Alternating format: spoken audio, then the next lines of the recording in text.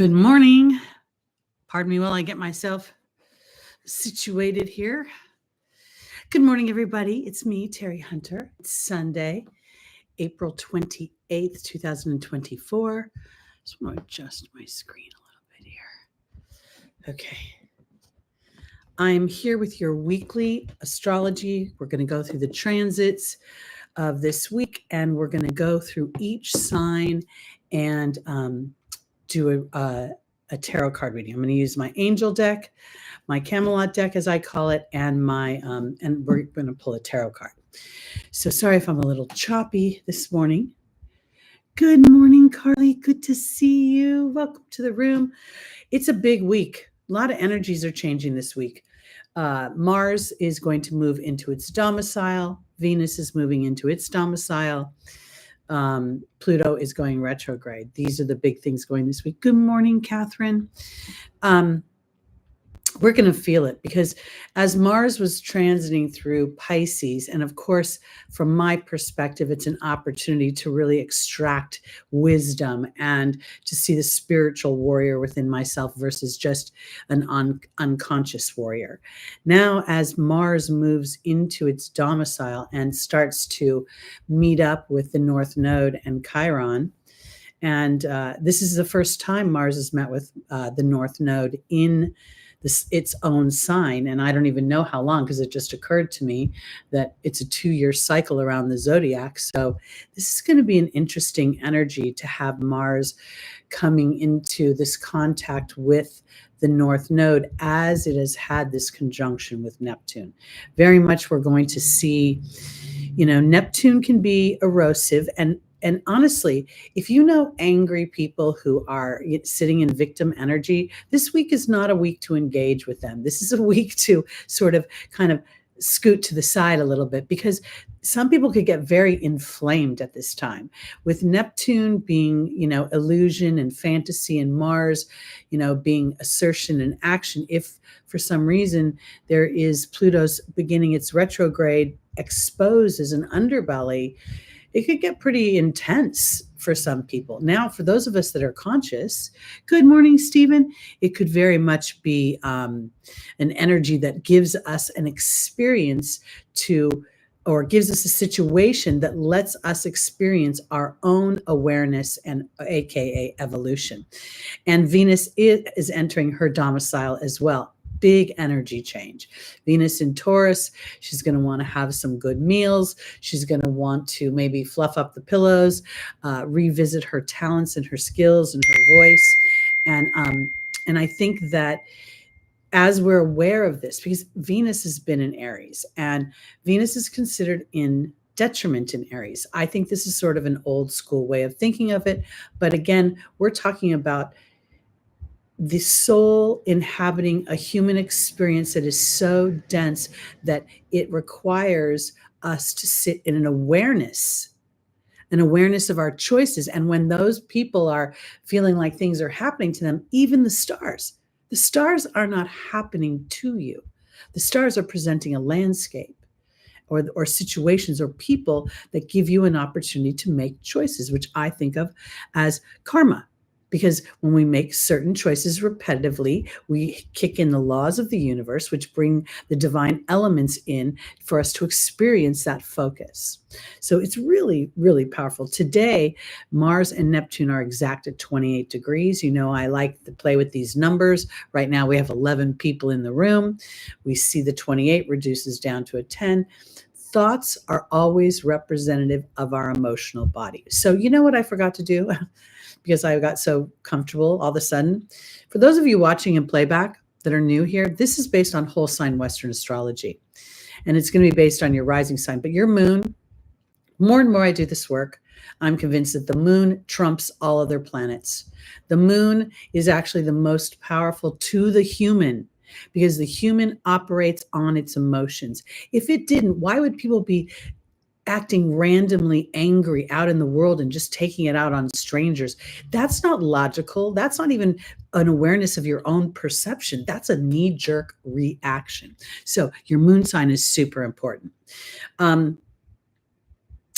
We also see this week Mercury, the sign of our thoughts, right? The sign of our speech, the sign of our siblings, our cousins, our experiences with our childhood friends, etc., is sandwiched between the North Node and Chiron, as it has now pretty much come out of its station and it's starting to move forward.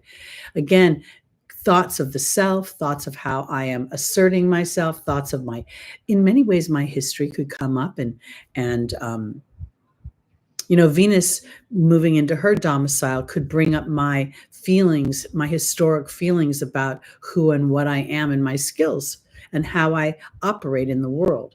And I really think that there's going to be like a polarization in experiences. So while y'all watch the news and everybody's life is becoming a little cuckoo for Cocoa Puffs, it doesn't mean yours has to.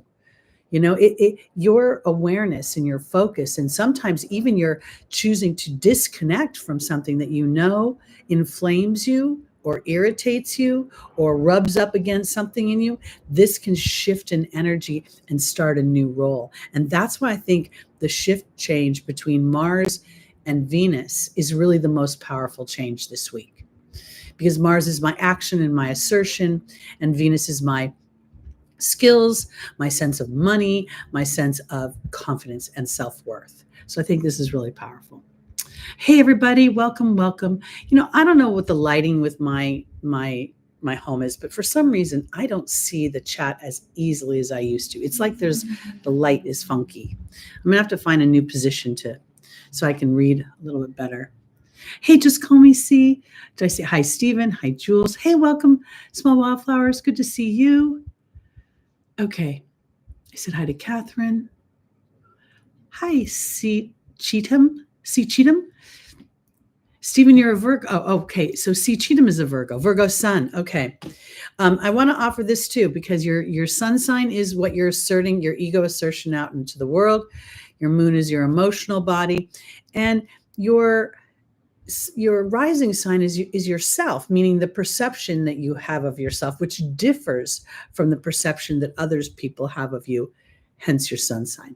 So, all right, let's see if there's anything else. Okay, one more quick thing about Pluto. Okay, so Pluto is going to make squares to Venus in Taurus this week, but I think the more powerful energy, because I think that's a fairly fleeting energy, is that Pluto and Neptune are making a sextile to one another, and they're going to continue that sextile as Neptune is at the end of its journey through Pisces, and as Pluto retrogrades back into Capricorn, that sextile is going to still be there.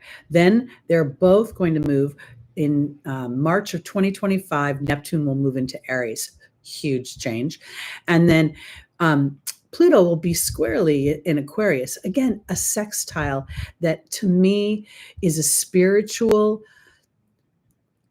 empowerment. So the things that we're walking through right now that create divine disruption in 2024 for you, each one I kind of want to ask you to consider Mercury going through the house of self right now, rubbing up against the North Node and the wound of Chiron. If I'm walking through something I find distasteful or challenging or uncomfortable, how can I exercise my focus? How can I just be aware of that? Am I defaulting to my old story, or am I giving myself a neutral zone and then moving into potentially a new story as you feel it emotionally? This is very powerful. All of this is setting up a big planetary change with Jupiter at the end of May, and that continuation through for the next year. So this is like literally, if you thought of yourself this spring as an astrology type, you're planting the seeds all over the place with each one of your personal planets to start to harmonically speak of the higher vibrations of those planets so that they can support a higher vibration of your experiences, so that you can be a teacher to the world through your life choices. Not because you turn to teach to them, but because they go, I want to be brave like you. All right, here we go. By the way, for if you need some dates, Pluto is going to be in at the early degrees of of Aquarius until September 2nd, where it will finally move back into Capricorn. It will stay in Capricorn for about until I think October 11th, and then it will begin its move forward back into Aquarius. And that's really very, very significant because those last degrees of Capricorn, that's going to happen around the election time in the United States. So it should be very interesting to watch. All right. Are y'all ready for your readings? Are you all ready? So we're going to start. This is based on rising sign. Again, your moon, watch your moon. And if you pay attention to your moon a little bit more, you may start to see how the aspects the moon makes shift how you're feeling. You can even see it happen within a day's time. Okay, so we're starting with Taurus. Happy birthday, all my Taurus friends. Taurus, rising moon, sun, and stelliums. And then we're going to work our way around the zodiac. So our first, we have the Tower. Now, isn't this appropriate? Because inside of Taurus is the Jupiter-Uranus conjunction. Many, many tarot card readers think this is a Mars energy. I can't relate to that because Uranus rules lightning. Uranus rules rebellion. We see the crown being blown off of the tower. Uranus rules unexpected events. Apparently, these guys were not expecting some mayhem. So here I want to focus on, I think for my Tauruses, this is about focusing in on what the Jupiter-Uranus conjunction is bringing into your awareness. Jupiter rules many things. It rules business. It rules beliefs. Now let's just look at that. You, Taurus, rule naturally the second house of money and skills. This is in your first house. There could be things where you're starting to have inspirations, awarenesses, epiphanies about your skills, about your talents, about your ability to make money. And it could even, on some level, blow your socks off. And also, it could, the more and more we move forward, time is an illusion, but move forward in time, the more technology will dominate our everyday experiences. We'll be using platforms. People will have more autonomy through their own endeavors. There's people that are making money on TikTok just making sandwiches for lunch. Okay, that's how much people are individualizing themselves and being able to capitalize on their vision of their life. So here, Taurus, this could not be happening to you, but something you have been fostering this whole time. Let's see where we're going with this. The Tower's unexpected change, unexpected epiphanies. And while we see that it's kind of got that cold ice, that Tower is on ice, that could be that sense of sometimes you might have to be little bit Aquarian, a little bit seeing the bigger picture than, because the people around you may have a moment about your epiphanies or your actions or your choices, or fear for you. All right, here we go. Taurus, our first angel is Astera. Reach for the stars with your dreams and desires. Caressa says you're at the end of a life cycle. New happiness awaits you. Grace and Antoinette is about compassion. And compassion for both self as well as others when you assert yourself lovingly towards your goals, towards your dreams, towards what inspires you in this lifetime.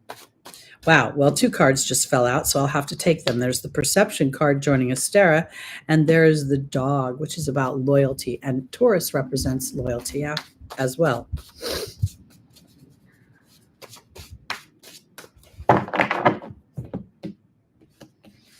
Grace and Antoinette is being joined by the Stag, and the Hawk is joining Athena. I want to offer this for my Tauruses. If you are in any way making any decisions about, moving somewhere, a new job, should you go forward with college, should you not, any decisions you're making for your personal happiness, I feel like there's this opportunity for you to differentiate this week about how much your wants and desires are influenced by other people's good wishes for you. I don't think it's negative, but I also wonder if it's authentic to who you are, because Astera is saying to reach for the stars with your dreams and desires. And this could be not about your perception, but an awareness of your perception. Taurus to me is a provider.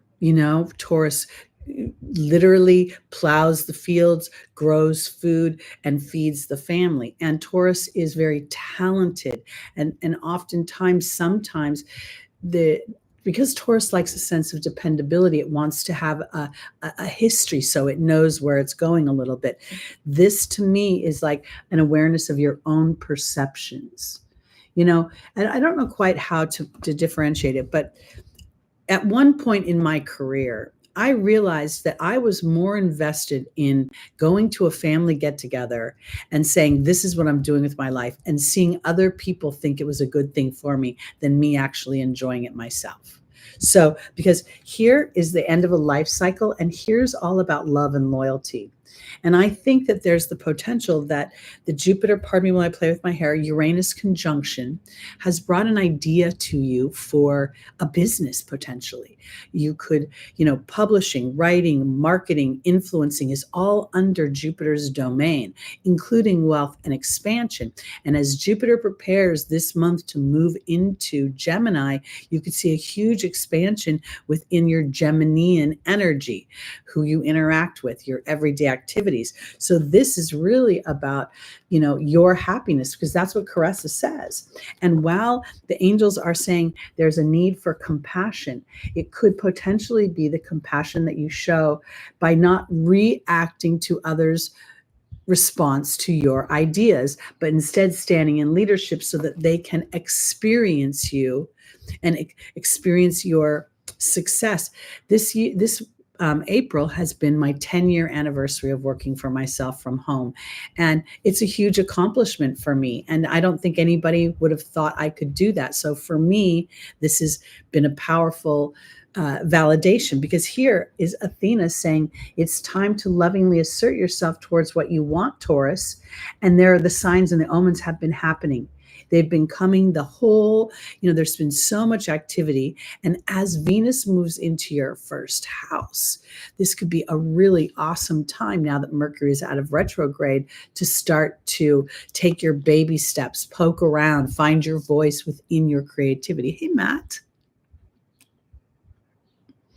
Wow, well, you know what, Matt? All that energy trines it. So it's all very favorable and warm and fuzzy.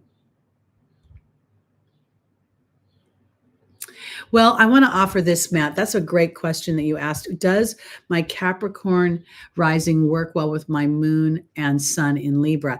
Technically, they square each other, but there's an interesting thing about the Capricorn. Capricorn is ruled by Saturn, and Saturn is exalted in the sign of Libra. So I would look at that square as something that was calling forth a new beginning. Your sun and your moon, you must have been born near a new moon. Somewhere you're being called forth to find balance and diplomacy within the authority figures in your life and your Libran expression. So there you go. Quick reading for Matt. All right, we're going to go on to our Geminis, rising, moon, sun, and stelliums.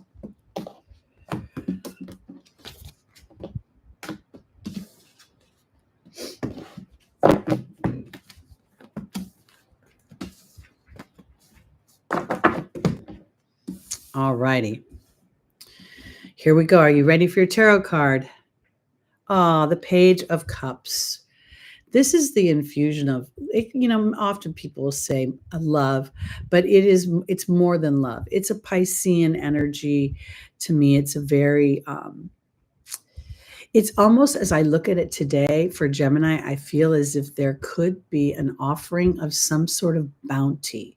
When I saw the fish popping out of the cup, I suddenly saw Jesus feeding everybody.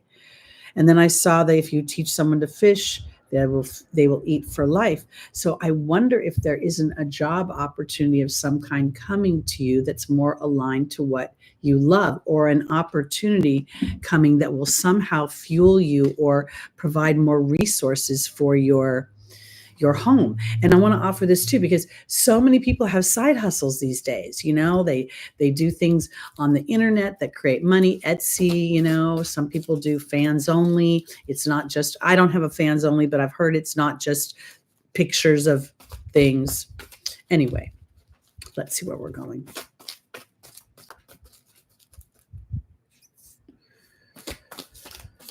All right, here we go. Whoa. All right. Our first angel for our Geminis is your children, is Opal. It's all about your children are safe on heaven and earth. Teresa is saying not to worry. We have Serena, all about money. Okay, so that's probably your inner child just being cared for by God. And then we have Fiona. Now that you ask God and the angels for help, be open to receiving. And that page is offering something.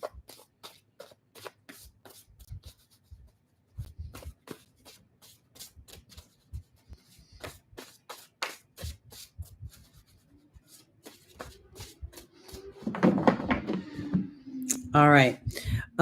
Opal is being joined by the Fire Fairy. Teresa is being joined by the Lady of the Lake. Serena is being joined by the Restriction card. And Fiona is being joined by the Love card. Okay, so let's just talk about your ruling planet being retrograde. Just went forward, 3 days ago, still sort of quiet in its shadow period. But I want to offer this because, in the monthlies, I talked about Mercury banging around on the North Node and up on the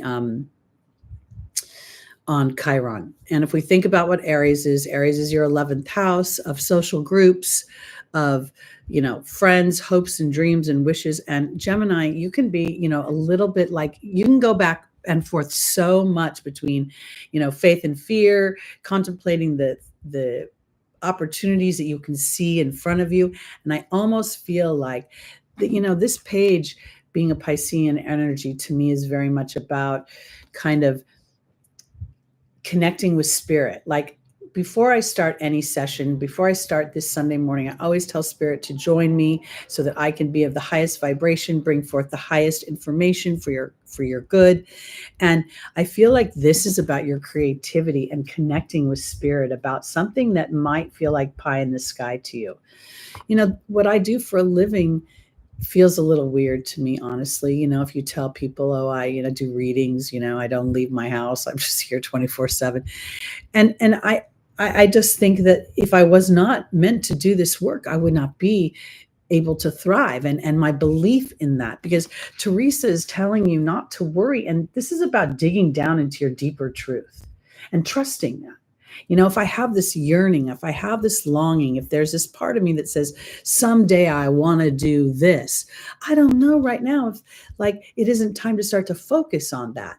And, we're going to go into a new moon in Taurus. And Taurus is, again, about my skills. Maybe it would be a really lovely time this week. Well, the new moon isn't until the 7th, I think, but I think it might be a good time to start to focus in on what does my ideal life look like? Because I don't think that the money's restricted. I think your serenity is being restricted somehow. I feel like this is representing this war. The Lady of the Lake is a war between your head and your heart, and your truth lies in the middle. And I always advise my clients who have a dream to use their day job as something to facilitate the dream. Don't try to jump over to the dream, because spirit is now emphasizing in 3 ways. First with the Page of Cups, then with the Fire Fairy and Opal representing that you're safe in God's arms when you are authentic to yourself and allow yourself to believe at a deeper level in a more intentional way about what you want, because the final position is the Love card and Fiona asking you to surrender. God is in charge of how things will come to you. And sometimes it's so magical because the magic comes from your telling other people how magical something happens. So you're stuck and then you think nothing's happening, and then you walk through one door and everything changes. You are an information provider, and now spirit will start to use your experiences to demonstrate magic, but your alignment to them. Your alignment. You don't have to be perfect. You don't have to be like, oh, I only have good thoughts. It's more like, oh, Spirit, there I go again in my human loop. Thank you for helping me balance that out. And then something is going to come in. This feels very warm and fuzzy. And we get to remember that as Mars moves into its domicile, this is Mars realized. Mars spent 7 months in your sign. And when it did it, that was back in 2022 and 2023. Mars became aware of the way it communicates. Some people maybe not, but for the most part, that's what Mars was offering. How do I communicate? Am I inspiring? Am I moving too fast? Am I outpacing people? And those that stand in awareness that have Mars influence have become more influential, yet still holding their power. This is what you have to garnish from Mars as it enters your 11th house. And then as Venus enters your 12th house, you get to really look at how you have historically viewed your skills, your ability to make money, and then spiritually connect with spirit. Say, look, I want to do this, and I'm in my human body. I'm scared out of my mind. You get to give me an experience so that I feel more supported. And then things will start to move. I swear they will. I wouldn't lie to you, but I also know that it's very much contingent on your own emotional body. Because when we're in worry, that's why I think the moon is the most important planet. When we're in worry, we start to look, you don't have to never worry. It's more about the chronic worry, the chronic fear, the chronic doubt. That's what'll screw you over. All right, here we go. Cancer, rising moon, sun, and stelliums. Your tarot card is the Seven of Swords. This is a card where this guy, some people think this is a thief, okay? Others interpret it as a guy who's like taking his stuff back. He's like, I don't have time to be a herd animal. He moves away from the caravan, and we know that the swords represent thought, right? And then we see the 7, which represents fixed thought. So we're talking about Aquarius energy here. And I feel like this could potentially mean for my Cancers that while you are, Cancer is at the very bottom of the zodiac, literally like Atlas. It holds up the rest of the houses and signs. It is considered the mother, the nurturer, the healer, responsible for the experience of home and family. Very little of that has to do with you. Okay, now Cancer, this has everything to do with you. And I want to offer it this way because it's akin to the idea of being on a plane where you put the mask on yourself so that you may save the baby, okay? We also know that Pluto, as it retrogrades, is going to oppose the late degrees of Cancer. 27, 28, 29 are going to feel it the most. This is a opportunity to review any dark spots in your life that are still holding you tethered to other people's opinion of you. Honestly, nobody in my family thinks astrology is interesting. Nobody in my family thinks talking to angels or exploring monolithic structures or digging deep into strange space ideas. Nobody thinks that's interesting. So it's a kind of a thing where it feels very much like giving yourself permission to do something that's just for you.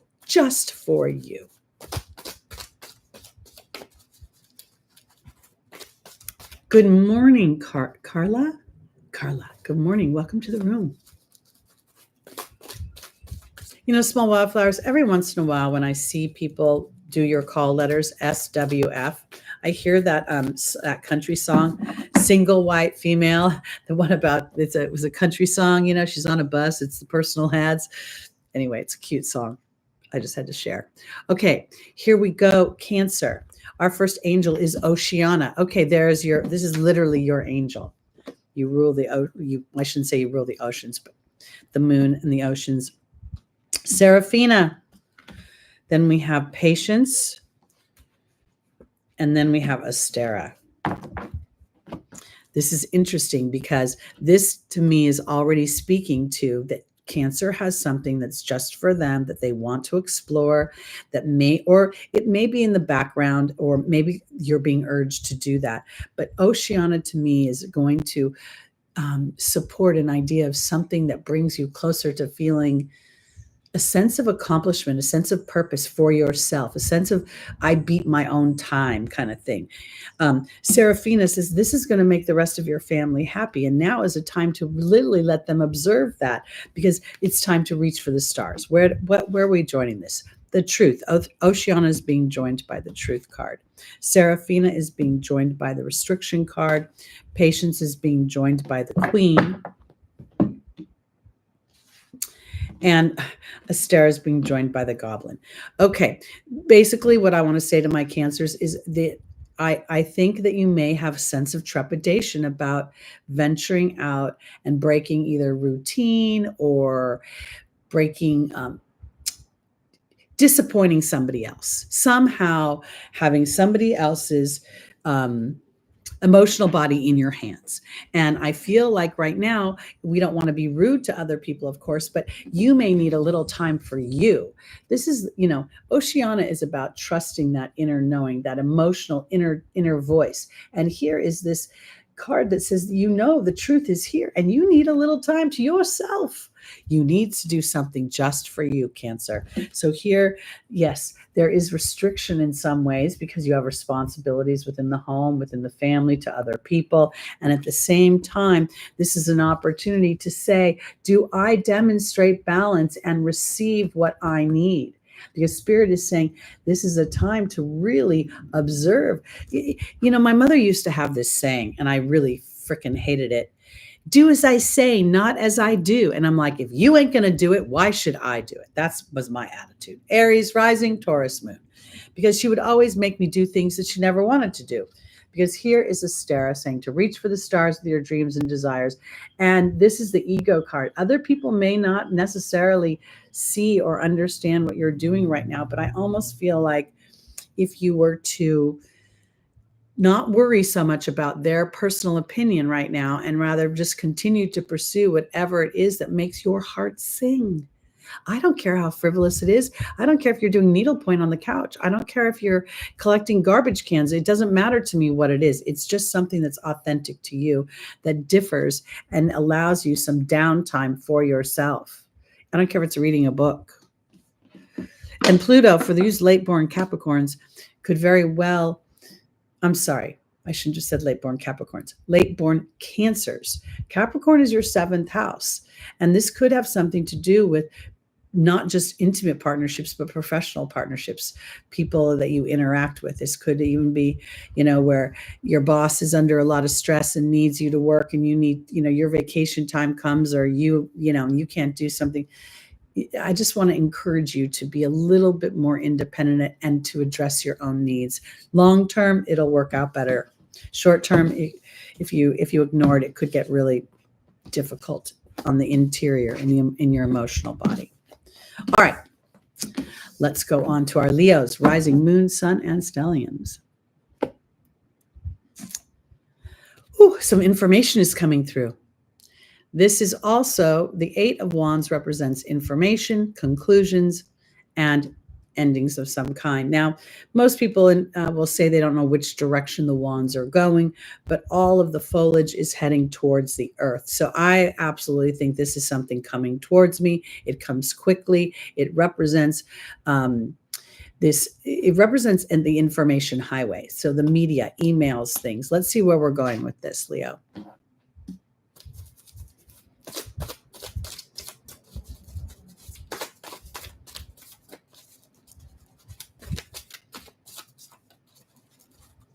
Now, we know that as a Leo rising, you have Aquarius is your 7th house. And Aquarius is like slowing down at that 2 degrees of Aquarius starting to go retrograde on the 2nd. And it's going to creep through those first 2 degrees of Aquarius. And then in September, get into Capricorn, your 6th house of work. I'm saying this because that opposition can very much bring forth information of some kind. And we'll see where we're going. But that information, here's Caressa, could end. It could be the end of a life cycle, but I don't know that it's a cycle that necessarily has to be outside of your body. But it could be something that happens within you, an epiphany that you have, or reaching the end of your rope of some kind. And I'm like, I'm not going to do this anymore. Here we go, Leo. Ariel is in your opportunity or your obstacle. Aurora is saying to fly high, even though if people don't understand. And Teresa is an angel of worry. And it's really when the worry is, it's about taking care of yourself, not giving into too much out of balance to the needs of others. Let's look and see. Caressa is being joined by the Death card. Something is going to change. Absolutely. This means something, you could very much get some information this week that something has come to a conclusion of some kind. Ariel is being joined by the Lady of the Lake. And if you're honest with yourself, you're very happy that it's come to the end. It's something's going to relieve you. Maybe it's going to even relieve the stress of worrying about other people. Aurora in the angel's advice is all about being calm and cool and collected during the process, because even if other people initially are pissed off, rude, pointing fingers at you, that your way of being is going to actually shift the experience by being calm, cool, and collected. And now I want to offer this because I don't know everybody's chart. I don't know everybody what's going on. But if you're a Leo rising and something is coming to a conclusion, you may quit your job this week, Queen Leo. Honestly, there's something could just hit you and you'll be like, you know what? I'm done. We also are heading into a new moon in Taurus because Teresa is saying not to worry about money. Whatever is going on, if there's a shift of some kind and something comes to a conclusion, or you get into a piece of information that sends you into a direction where you're like, I'm done. I'm done with this nonsense. I don't want to do this anymore. I don't want to interact like this anymore. I don't want to be responsible for you. I don't want to be responsible for your emotional body. Whatever the story is, something's going to come to a conclusion. And I think it's a relief. There's a feeling that feels a sense of relief for my Leos. So embrace the relief. Okay, let's go on to our Virgos. Rising moon, sun, and stelliums. How are you enjoying the opposition of Pluto? Ooh, mice in the apartment. Ooh, that's no fun. I saw this TikTok the other day where this woman's daughter's room was so dirty and she couldn't get her room to clean it that she made rice and put like black ink in it and put it all over her daughter's room and told her that there was rat poop everywhere. Clean your room. All right, Virgo. Speaking of animals, we have the moon. Now, this is an interesting energy.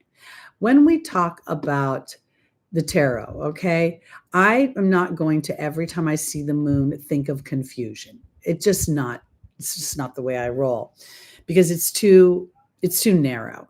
When I look at this right now, I think for my Virgos that there could be, because I just mentioned the opposition to Saturn in Pisces, there could very well be a feeling of being restricted by others. And that restriction may lead to you having to dig deep into your emotional body, having to look at what is a deeper truth to your heart. When you have a lot of Virgo energy, there is a strong pull towards service to others. And while that is altruistic and wonderful in theory, it is a burnout in the long run. And I feel like some of our most inspirational people in our world, in history, knew how to take care of themselves as well. Knew a bit of balance. Not everybody, but because here, I think this could potentially be an emotional prison. Where have you, Virgo, inadvertently, due to the responsibilities, the people around you potentially have disregarded your own emotional needs?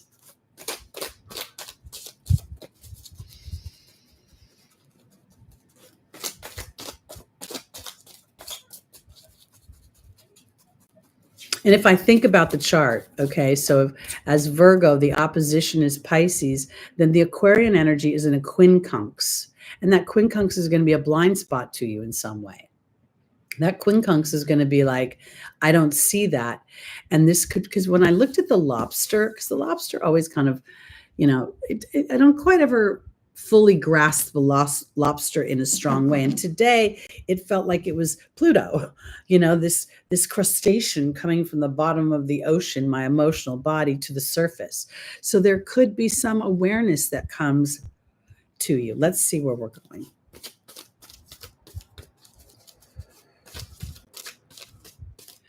I've had the most, Mars is my ruling planet. And as it has been in Pisces, I've had some of the most spooky, weird, like mediumship things happen where names are coming through and the information is so more detailed. It scares me. Yesterday, I did a reading for somebody, and I felt this woman coming through, and I got the name Linda, and sure enough, her name was Lynn. That freaked me out. A couple weeks ago, I got the name John. My client called me 2 weeks later and goes, I met a guy, John, exactly as you described it. I'm like, wow. All right, Virgo. Our first angel for you is Desiree. The timing is not right. Mystique is about charging ahead and expecting miraculous solutions. Yvonne is about being vulnerable to that process. And Aurora is saying you're flying high right now. Don't descend, that you will set examples. Sometimes our earth people are the best people to set examples because they are earthy and they operate within the boundaries of the earth realm. And so when they find the magical realm of spirit and start applying those divine laws to the earth plane, they become magical in and of themselves. All right. Desiree is being joined by the Fear card. Mystique is being joined by the Wind Fairy. Yvonne is being joined by the Fire Fairy. And Aurora is being joined by the Deer. So let's just think about this. Your ruling planet, Virgo, is also Mercury. Mercury has been going through Aries, that sense of independence. Mercury has been bumping up against the North Node, but I'm ravenous to experience the way of for myself. Then there's the Mercury heading towards Chiron for the third time, revisiting the wound, revisiting anywhere you feel enslaved, because somewhere there is fear and indecision and confusion. And I think part of it is because potentially something is being brought into your awareness, but it throws you off pattern somehow. It throws you into a place that, where a little bit of magic is required, because we have the Wind Fairy here, which is all about, this is kind of Virgonian. It's about thoughts and analysis of things. And Mystique is saying to keep charging ahead and expect miraculous solutions beyond what your thoughts can process. So if we look at this as kind of Virgonian, if we look at this as Mercury, this is sort of like, you got to keep pursuing what's going on, regardless if you can see the outcome right now. In the angels' advice, they're saying to be vulnerable to your own creativity, vulnerable to the joy of it, vulnerable to the prosperity of it, vulnerable to the fact that you can't see anything about how it will work. And that's why I've been so proud to tell you guys that I'm on my 10th year here. I'd have never had a goal of making a lot of money. I've had a goal of flow. I've had a goal to help other people realize their greatest life. And if I only touch one person and they grab on and that happens for them, that's my biggest happiness. Because here, Aurora is telling Virgo, you're flying high right now. Don't descend. Others will soon be inspired by your process, by what you've been doing. And here, this is literally, we could go back to fear, but this is about being gentle and diplomatic with yourself while you walk through a bit of the unknown. Because again, when we walk this earth, this is a glass. I actually drink out of this glass. Do I know it's a bunch of dense molecules? Yes, but the dense molecules are not what I'm experiencing. I'm experiencing the glass as real. So you could have an issue this week where you want to see it in the real world and something's bubbling up that, could bite you. And yet, if you pursue and just stay the course through the wobble, you'll be fine. Okay.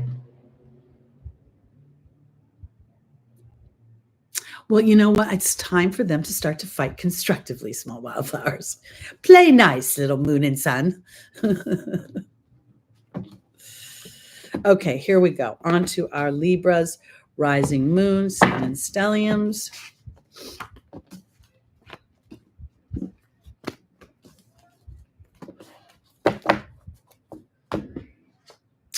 All right, Libra. this is an interesting energy because it is cardinal earth, which is Capricorn. It's about flow, both of money and flexibility. It's kind of a, we see the infinity symbol, everything kind of comes and goes. We do see a little nauseum in the background. I wouldn't want to be in one of those ships because it doesn't look like it's too easy. But at the same time, because we look at this as cardinal. I was cardinal earth, I just said. What am I talking about? Yeah, cardinal earth. Okay. For a second, I confused myself because I want to offer this. There's something about this. Remember somebody earlier said about, if they had the sun and the moon in Libra and squaring Capricorn, and yet Saturn is exalted in Capricorn. This to me feels like for Libra, there's a little something of remembering what you know about the flow of material resources, about how you operate, and to allow a little bit of the, not to freak out, but let's see where we're going.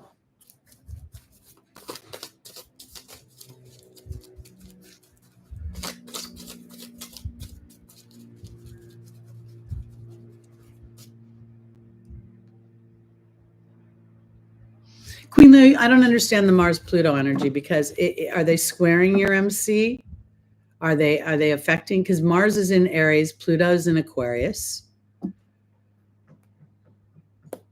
Yes, thank you, Stephen. I know that. I just, for 1 second, my little brain went a little off. There's the Earth right there. So that's definitely Capricorn. All right, here we go. Libra. I have transit Pluto making a sextile to my Jupiter and a sextile to my south node. And while there's Neptune is coming up on my south node, I feel like the sextile that Pluto is making trumps or supersedes, because again, Neptune feels like fantasy, right? But Pluto represents a deep psychology, and my awareness to see that psychology and rather than villainize it, just take it as a piece of information, then empowers me into the higher vibrations of a Neptune energy. So I feel like, when you're looking at your chart, you want to kind of also observe how the transits are supporting the challenges. All right, Libra, the first angel is Teresa, the angel of worry about other people. Akasha is about counseling other people. Astera says to reach for the stars with your dreams and desires. And Ariel is about connecting with spirit. Okay, so this may be a week of weird flow. Your ruling planet, Venus, is moving into her domicile. And I think this could, I just got chills everywhere. This could even more bring up a wanting to use your own skills. We see the South Node transiting through Libra, which has been for me about being egoless to other people. When I say that, I feel like I need to clarify it because I care about other people. But when I have a dream or something that's important to me, I can't default to their fear. I can't default to their opinion of whether that's a viable dream or not. I need to own me and figure them out later. And that might be part of what the flow is about, because this is about worrying about other people. Teresa's being joined by your creativity. There you go, the fire fairy. Akasha is being joined by the dog, which is about love and loyalty. Astera is being joined by the wind fairy. And Ariel is being joined by the Baird. Okay, so this very much to me feels as if it is the beginning. The 2 is not a strong energy. The 2 is, the beginning of this pentacle energy where we're feeling potential flow. I think for that spirit may be saying to Libra that flow might be the focus rather than, oh, I want to win $1 million or I need this amount of money. Just flow. Because Teresa is saying not to worry. There's something creative and exciting happening. And I think that the Mars and Venus moving into their domiciles could start to bring that forward, because this Akasha, I feel like this, when I look at this, I feel like this is the South Node in your first house saying, I'm going to be able to teach others by following what I love. Not teaching them because I turn to them and say, ooh, be like this. Because Astera is saying that Astera and the Wind Fairy are asking you to focus in on the greatest potentials of what you want. Because as I kind of want to offer it this way. When Pluto moves back into Aquarius, it's going to trine all the air signs, which is going to bring a favorable rebirth of some kind. And when I looked at this, I almost felt like there is some sort of new spiritual awareness and this idea of telling a new story to myself. This idea, I've been a silly girl lately, and I tell people, oh, I'm going to win the lottery. And everybody probably on the outside thinks it's a stupid thing. But there's a part of me that knows how I manifest. I know how I start to get a weird idea and I start to laugh about it. And then it usually starts to percolate. And then 3 years has been my experience of my own manifestation. Something shows up out of freaking nowhere. And when I watch those stupid lottery dream home shows, people are always just like in a random gas station buying a scratcher and they win, or they, my point is this. For my Libras, you're very social, you're very partnership oriented. I think that this may be a little bit like, if you have a dream, don't let anybody dampen it. Don't let anybody be too practical with you or too realistic with you. Connect with spirit, tell them your enchanted story of your life, and then watch as things start to come into your experience. Now your part will be the brave part of walking through that opportunity, or seeing your old pattern present an opportunity for supposed safety and then saying no to it. There's something bigger that I want. This Baird is really playing to me to the enchantment of storytelling right now. I can't help it, because I can't help but think that as Venus moves into the sign of using my skills, I'm thinking more musically, more poetry. The Baird rules music. The second house rules music. Taurus rules music. So does Neptune. Okay, let's go on to our Scorpios, rising, moon, sun, and stelliums.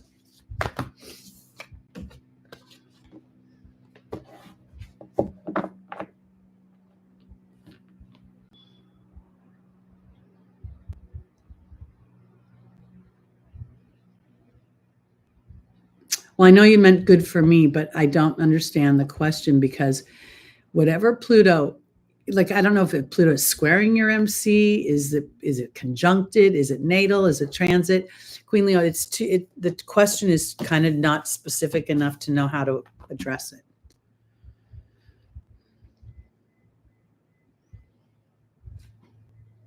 Oh my goodness, I don't like bending over staring at my peering into the chat.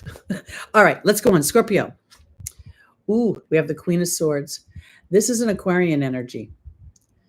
It's a fixed energy. It is unlike the Queen. This energy is a little bit more. I want to say this is not an emotional energy. This is an energy that sees the future. This is the energy that says, I don't care if you're uncomfortable a little bit right now. You need to look to the future. You need to look to how things are going to roll, what is truly authentic to your long term. When I look at this, I feel very much that Aquarian energy, where I'm not sitting and feeling sorry for you. I'm feeling like I feel like this guy is sitting there saying, you need to be aware of your thoughts. Because, if you're talking about something and that's all you're thinking about, Aquarius knows that that's kicking in the divine laws of the universe. So let's see, because Scorpio, your ruling planet will always, always require authenticity from you. Always. Pluto will never, ever say, tell me lies, tell me sweet little lies. No. Because if you tell sweet little lies, Pluto will unearth them eventually. Okay, to yourself, to others, blah, blah, blah. Our first is angel is Seraphina, the angel of happy families. The second is Merlina. The third is Akasha. And the final is Shanti.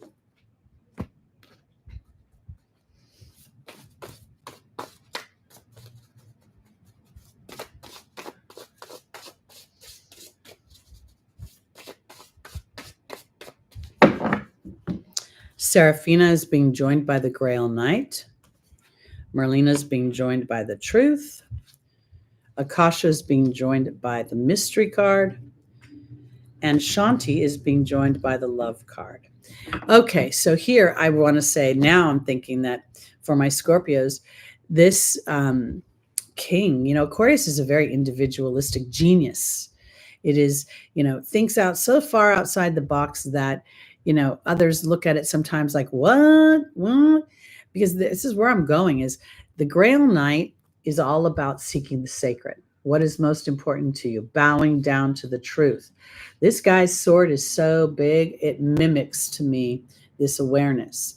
And this then brings more happiness to the people that you call family. I want to offer this too, because not so long ago, the South Node was going through Scorpio, really unearthing some things. And as it did that, I don't think that the South Node was trying to really, I think it was trying to transform whatever toxic energies or whatever you've given your power up. And when you've given up your power, it feels toxic when you have a long-term dynamic going on. At first, it may be okay, because Merlina is about Merlina, it talks about confusion, but I don't know if I really believe there's confusion for Scorpio. I think there's a deeper truth. And now it's really, are you willing to look at what your deeper truth is? Spirit has been trying to bring forth something within you that is authentic. So let me offer it this way. If you're a Scorpio energy, and let's say you're an employee, okay, and you want to do a really good job for your boss, and so inadvertently you get a little rough with your Scorpio energy. You pull out your stinger, you're a little, this can happen. Is that authentic to how you want to show up, or are you mimicking what you think is an expectation of somebody else? That's why I think this is. I think this is a little bit maybe about, yes, you can be logical and you don't have to necessarily feel emotional, but are you being, I almost feel like I want to say to Scorpio, are you being authentic to yourself? Are you being authentic to what you want for you? Because Akasha, I feel like this feels like Spirit trying to counsel you on your choices. And here they're encouraging peace and love. And I don't know that that's necessarily about trying to walk around being kumbaya to other people, but that you will feel a sense of peace and love when you're more willing to be brave. The one thing about the Scorpio energy is it can be so polarizing. Literally, you'll find bullies in the Scorpio energy, but usually that's because they're not demonstrating their power. They're trying to do something for somebody else who they think is powerful.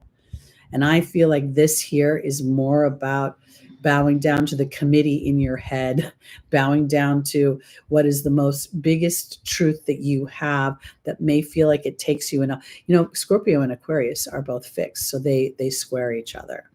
But with Pluto in this house, it isn't trying to hurt you. It's trying to liberate you from wherever you have felt disempowered or have inadvertently demonstrated your power so that you would be praised by somebody else who's out of balance in their power.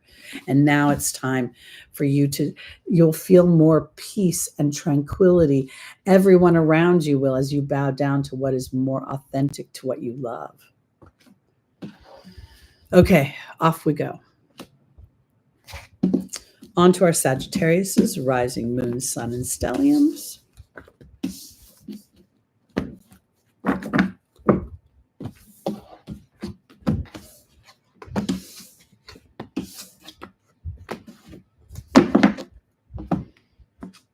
Ooh, we have the Hierophant. This is a beautiful energy. This is obviously about religious beliefs. There's also a very strong Taurus energy here. When we look at the throne, we can see the symbols for the bull. We see the keys to the kingdom here lie at the feet of the Hierophant. I really believe that this has a lot to do with what my beliefs are. I feel like when I look at the three crosses on his, almost like they're buttons, it's almost as if I'm looking at the Trinity, the Father, the Son, the Holy Ghost. I feel like there's this energy of connecting to those broader concepts of what you believe personally and what ideologies you have personally that resonate with you. Now, your ruling planet is, been on center stage for quite some time, and it is going to move into its what they call detriment, right? And I'm starting to feel, again, words that start to irritate me, because while Jupiter is very expansive and sees broad concepts. Those concepts cannot be applied with any efficacy without the detail that the third house of Gemini offers. So here, I feel like for my Sagittariuses, we're going to start to somehow look at our belief system and then integrate it, our expanded belief system that Uranus has offered as it went through the Taurus energy, which is your sixth house of work.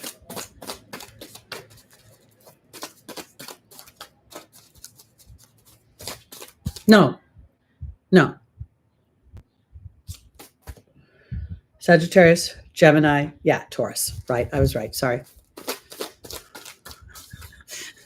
I need some sort of diagram in some PowerPoint presentation to go off in my head. All right, Sagittarius, your first angel is Merlina. The second is Isaiah. The third is Rochelle. And the final is Seraphina. Wow.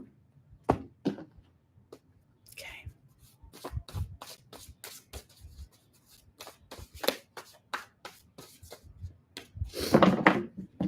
Merlina is being joined by the Joy card. Isaiah is being joined by the Owl. Rochelle's being joined by the Love card. And Seraphina is being joined by the King. You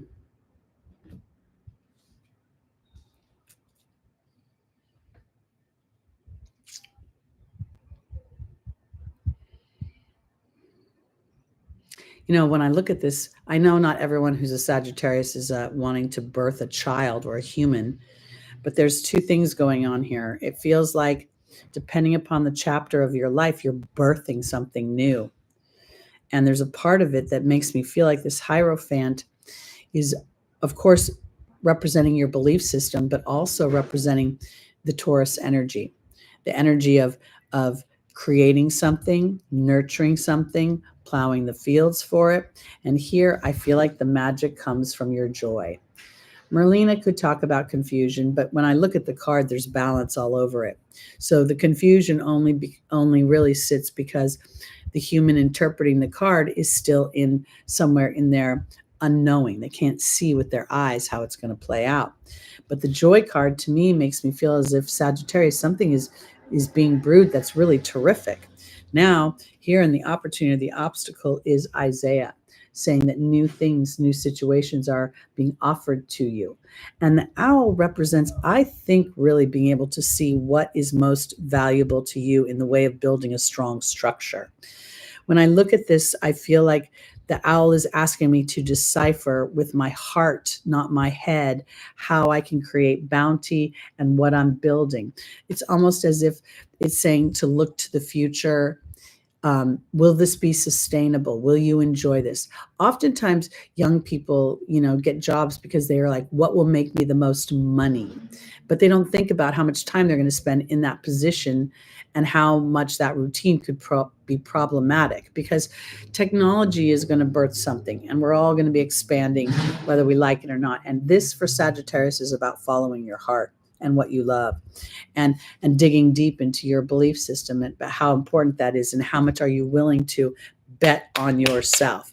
Because now I feel like Seraphina is offering a happy change to your family because you've stood in authority for your own life, for your own belief system, for what you want for yourself. Sometimes when kids have a creative pull, their parents will inadvertently coach them into something that feels more practical and more sustainable to the parent or to the person involved.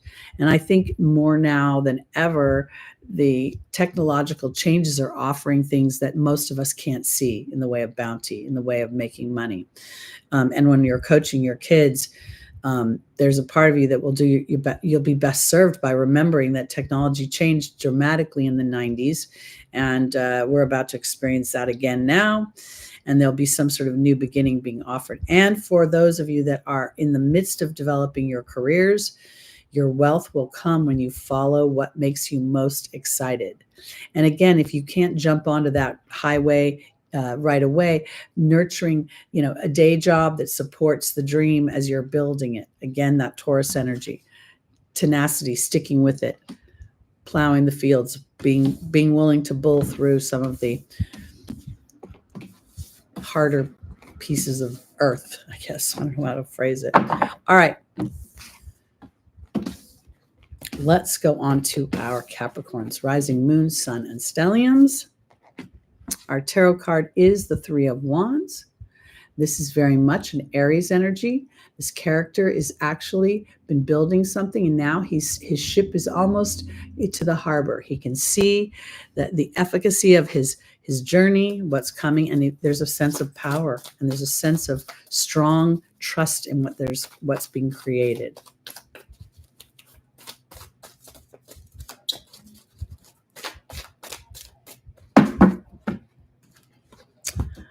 Francesca, what do you visualize right now? Negativity will block your progress. Daniel, the angel of marriage, is here. Shanti, the angel of peace. And Xana, the angel of protection.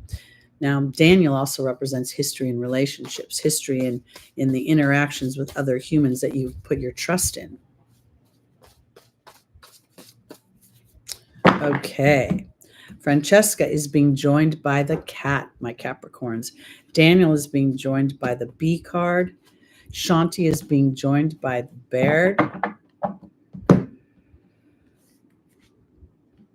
And Xana is being joined by the protection card. You know, I got to tell you, this is very interesting to me because when you look at Capricorn, has been going through Pluto's influence for a very long time. And while Pluto is not necessarily back in Capricorn just yet, it is transiting the ending of your 12th house, or the beginning of your 12th house, excuse me. No, your second house. And in that's about making money. It's about building in a way that is futuristic, in a way that offers you an opportunity to really step into a sense of independence. And when I look, Capricorn is naturally a money maker. And when Capricorn, unfortunately, is gripped in fear and doesn't get to have that material expression, it can be very souring to Capricorn. It can be very defeating. But here, you know, I always think people that are watching this material are sitting in a different vibration than the average Capricorn. So here, I think this is about visualizing your independence. I think this is about your dreams coming true and the hard work you put in to build them. And now you're in that emotional place where, you know, you've passed the baton on to spirit to continue to safely bring those ships into your harbor. And part of it is trusting your belief system, trusting the work you've put into the situation. If you have created partnerships that you're working with, because this is, Daniel represents the angel of marriage, but for some reason I'm connecting not to romance here. I'm connecting to building something that feels like it's bringing material resources to me. Because here is the B card is good luck, and Daniel says there's going to be good luck in relationships, and on some level your awareness of your history in relationships will bring new life to them, because Shanti is the angel of peace, and then we have this history card in the form of the bear. So I almost feel like we're going to have there's going to be a weird feeling of coming to some sort of reconciliation with your history in partnerships, who you've worked with, how you've been, whether they're intimate partnerships. Potentially they could be, when I talk about partnerships, they're not always even partnerships. You know, an employer and an employee have a partnership, and it's not an even partnership. So somewhere something is shifting for my Capricorns to bring more independence, a more stronger platform for you to build your material wealth on. And Spirit is saying that you've been doing the work. Now is time to continue to stay the course, because you've got double protection here at the end of this. So that protection is your momentum is so good. Your momentum is so strong now that you're now in that phase of trusting that momentum, which is breaking the cycle of only trusting what you see with your eyes, hear with your ears, etc. Okay. Onward and upward. Oh, enjoy your 80s flashbacks. I want you, I'll start a band. We'll let you do an opening stint. I like the kibitzing. Please enjoy yourselves. Have fun. What was, when I was little, if I wasn't writing notes in the church, I was not enjoying it.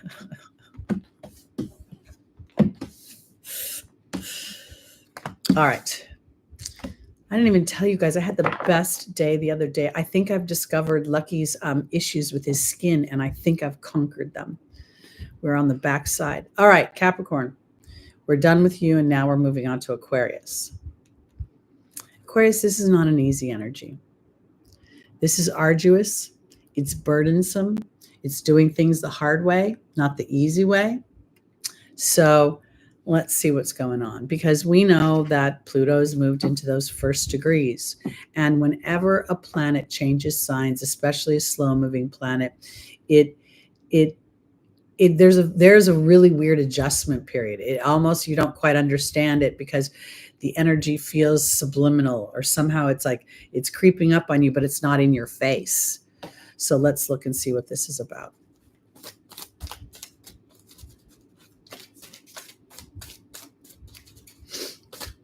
If I have Milli Vanilli stuck in my head for the rest of the day, there will be a price to pay for it. I have to tell you. Oh. Here we go. Bridget, Aquarius, look deeper into the situation. Fiona is saying, now that you ask God and the angels for help, be open to receiving. Serafina, again, happy changes. I always think Serafina is a happy change to the committee in my mind, the family in my head that bitches and moans. I have Sonia in the final position. This is interesting. Bridget is being joined by the frog. Fiona's being joined by the wind fairy. Serafina is being joined by the fire fairy. And Sonia is being joined by the lady of the lake. Aquarius, something's coming. There's something's coming to into your awareness about how you've been I almost want to say how you've been operating. When we look at this 10 and we think of the wands as fire, we think of the wands as creativity. It's something you're not seeing. Look at this guy's head is down. His tunic is red. It's almost as if he's working to make money to survive, and he's not allowing any of his creativity to come forth. And here Bridget is saying to look deeper into the situation, and the frog is offering a cleaning up of the mind. And sometimes the human does not actually move until things get really bad. You don't do anything. You let people abuse you or take advantage of you. And I think that this situation here is fostering some sort of emotional awareness for my Aquariuses. Now, that would be Pluto's influence in the beginning energies of Aquarius. Now that you've asked God and the angels for help, be open to receiving. The receiving is the calming of your mind. The receiving is, I don't want to think about this. I don't want to chew on this anymore. I'm tired of worrying about this. I'm tired of focusing on whatever it is, because Serafina is offering a happy change and more creativity and fun. And I want to offer it this way for my Aquariuses, because I know that Pluto's transits aren't easy, but once you catch the wave of how Pluto rolls, he becomes much more cooperative as a planet. And so here, Sonia is saying that this whole week that's coming up as Pluto is starting to retrograde is about reconnecting with what is most important to your heart, what is most important to what you want to experience, and then having the self-respect to actually acknowledge how important it is to you, that you need this, that you can't, Aquarius cannot endure bondage for long. I mean, maybe they can endure exile because they can be alone and they're free, at least within the exile, but the bondage of non-expression, because this is also connecting to spirit. You could potentially have been doing something that you think is good because it is what human structure says is proper or is right or is the good thing to do, the responsible thing to do. But here it's saying, take a second look, because it's not, it's an erosive thing to do. And as you have that awareness, spirit is working with you to allow you to shift more succinctly, with more focus into your future. So, yeah.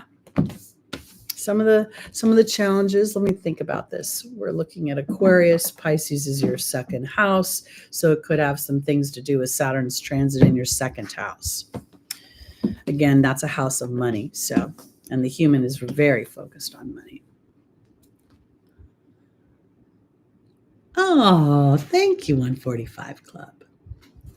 Okay, here we go. On to our Pisces. Whew. We have the Queen of Wands, Leo energy, fun, growth, looking to the future.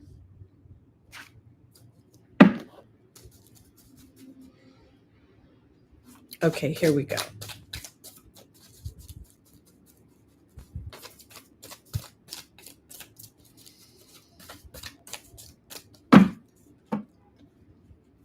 For our Pisces, first angels, now that you've, Fiona, now that you've asked God and the angels for help, be open to receiving. Seraphina shows up again.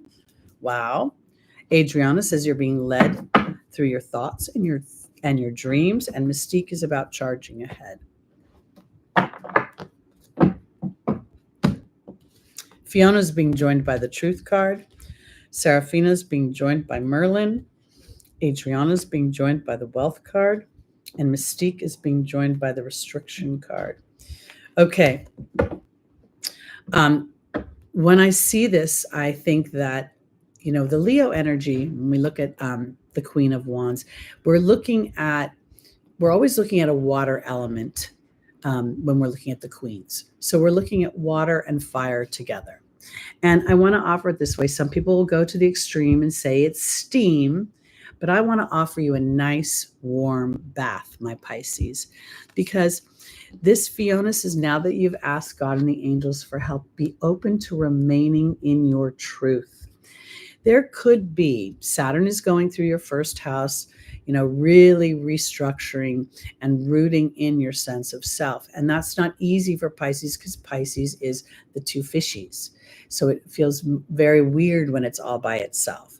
So here, this Merlin is offering alchemy, justice, and balance within your relationships. And this is so that you won't feel invisible anymore. So you won't feel as if your compassion inadvertently becomes the nectar that feeds others and there's nothing left for you. Because Adriana is leading you to the answers to your prayers, which is this Wealth card.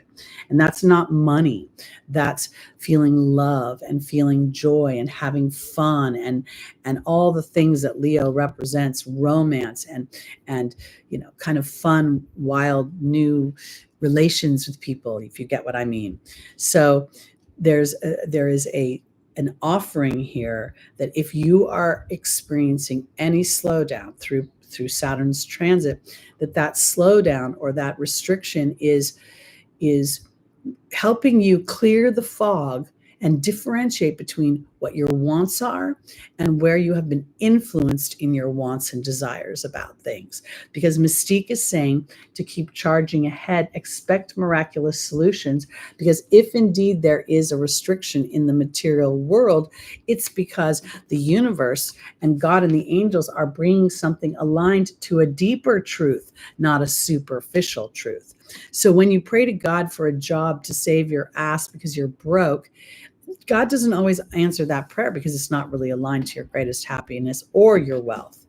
And sometimes we have to take a second look and say, why didn't I get that? I didn't get it because it really wouldn't work for me. And that's kind of the difficulty of Saturn going through your first house at any time. But here Saturn is really, I think, from my perception, is wanting me to put in strong structures and use the divine laws of the universe to create versus some sort of weird structure that man created that's wobbly and will rot over time.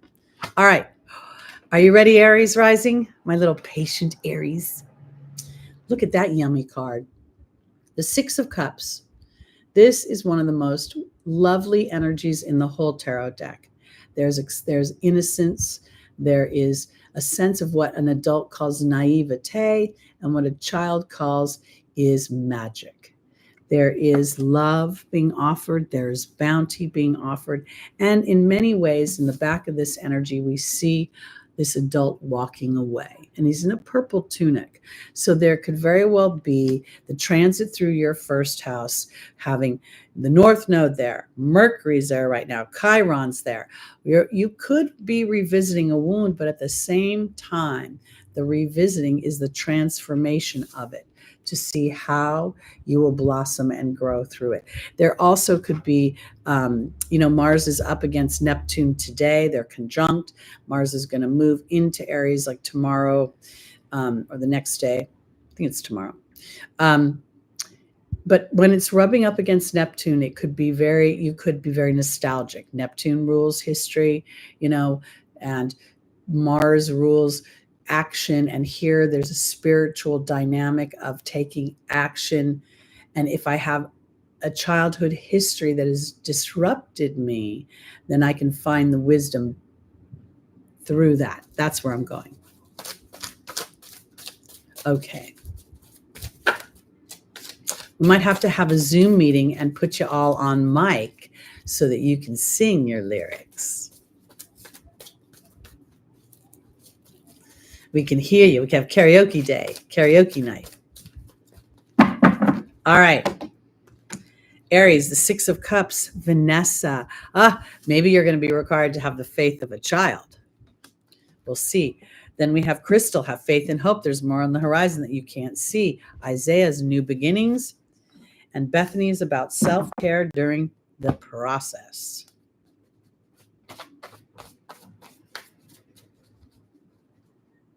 I don't think you're rude, Queen Leo, at all. I think you guys should have fun. I want you to have fun in the chat. You can watch this in playback. Commune, be together, feel each other's energies. I don't care. I think I used to care, but that was part of, I might have been having a Saturn transit. I don't care anymore. I want you to have fun. None of us have enough fun. I don't have enough fun. And if you have fun all day long, somebody tell me what you're doing because I want to do it. All right. Vanessa's being joined Aries by Merlin, magic. Crystal's being joined by the Hawk. Isaiah's being joined by the High Priestess.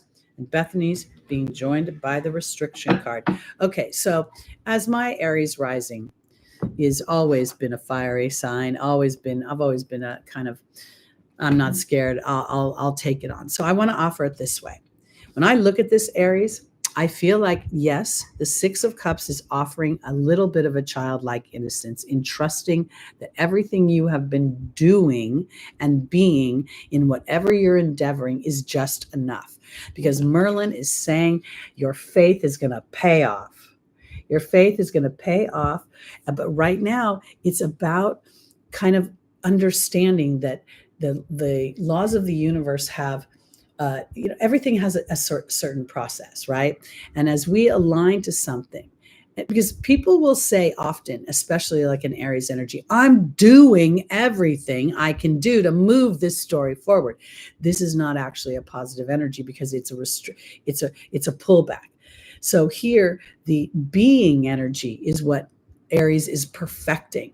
Trusting as it sits back, being a stealth warrior and knowing that you don't want to just jump up and let the enemy know everything, but rather being more strategic. And I don't want to make everybody the enemy, but the way whatever you have your sights on that you want to create or you want to manifest, being able to have an awareness of the journey of it and how to take a more, an easier path, whereas in the past, Aries could potentially just plow out and then find themselves at, the cliff's edge. Because Crystal is saying have faith and hope. There's more on the horizon, and you are currently honing your skills on how to see from above. How to see the signs and the omens that Spirit gives you, the inner knowings that seem to make no sense at all. We see Merlin as a 1, and we see that the Hawk is an 11. So this is trusting those inner knowings. Now we see Isaiah saying it's time to give birth, and the angel's advice to the goddess or the god within you, the inner knowing that trusts the universe like a child. And I want to say this because when I say that, it's so incredibly important to be able to identify my own energy within that. Because if my energy is fear-based trust, I hope the universe will help me, then I'm disempowered. This is like, I get it, Aries. I get that there's a part of time when I put forth my action, and then a sage warrior, a peaceful warrior knows when to rest, rejuvenate in order to be inspired into the next action. this is an opportunity to understand how you operate more effectually when you are in many ways gentle with other people, when you are going through a process of awareness of how your communications may land on other people, and also knowing that when you're standing in this balance for yourself, that the universe is bringing potential opponents to you so that you can experience yourself in this evolved awareness, in this evolved intention. And that serves a wonderful purpose and is actually a blessing to you. So this week, as your ruling planet moves into its rulership, having a very spiritual and sometimes kind of can be a little bit like Neptune could potentially say to Mars, you move too fast, you move too fast, you miss so many things, do the backstroke as you're going through. And Mars is like, well, I tried that. I didn't see much that direction either. And Neptune is continuing to pummel Mars into an emotional dynamic to understand how it's manifesting. So this is part of what, and this innocence and this trust for the process will allow so many more things to grow. That's the way I want to put it. Because our final position is all about this self-care card. And the self-care card is not, Bethany is not about, taking a shower and making food. This is about emotional, faith-based self-care. Do I deserve? Have I done the work? Am I aligned to my own intentions and what I love and what I want? And do I believe that I deserve them? Because children believe they deserve everything until they're taught they don't. And it's sad that they get taught that. So, all right, my Aries, that's it for this week. There's a lot of concentration in our, basically in our Aries and Taurus energy. Pretty soon that's going to move into the Taurus Gemini energy. So as we're aware of these little clusters moving forward, we can be aware of our how our thoughts are supporting that. And finally, you guys, the May videos are out. So I have published them. I will be putting out a video for the new moon coming up next week or the week after on the 7th. So look for that next week. And in the meantime, have an intentional week, have a faithful week. Know that you are a peaceful warrior and you are representing for all of us. So when you have a dip, if you have a dip, it's just the dip is on the way up to another fun little bit on the roller coaster ride. All right, everybody, I'm going to say, see you next Sunday. Oh, you know what? Well, we'll have to, I might be announcing that I'm taking next Sunday off. I have potential plans for a friend coming up from out of town. But if that doesn't happen, I'll be here. So I'll look on the community board and I'll put a note up small. I will text you personally. And I want to thank you all for having fun today. I'm really excited that you enjoyed yourself and you went back to the 80s and big hair and had a good time enjoying that. And if Milli Vanilli is stuck in my head for the rest of the day, I'll be telling you all next week. Because I can't remember all the lyrics to their songs, and I did like them back in the day. All right, guys. Everybody have a wonderful week. I'll see you soon. Peace out.